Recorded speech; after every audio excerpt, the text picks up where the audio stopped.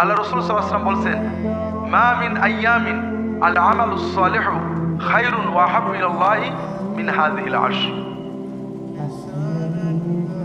আল্লাহ তাআলা বছরের 354 দিনের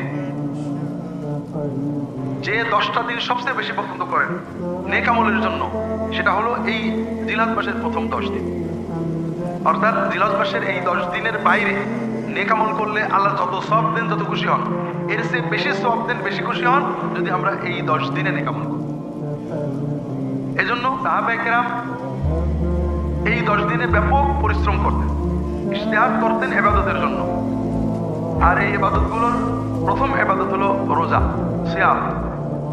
জিলহজ মাসের 1 তারিখ থেকে 9 তারিখ পর্যন্ত রোজা পালন করা, এটা সুন্নাত। অনেক সওয়াবের কথা হাদিস শরীফে আসছে।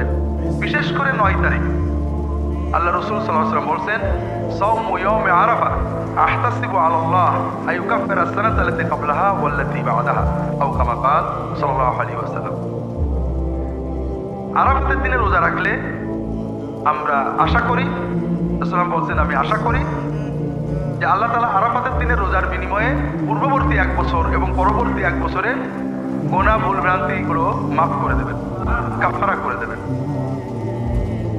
কাজেই আমরা যদি পুরো 9 দিন রাখতে পারি আলহামদুলিল্লাহ, আর 9 দিন যদি নাও রাখতে পারি, তবে আরাফাতের দিন অবশ্যই আমরা রোজা রাখার চেষ্টা করব।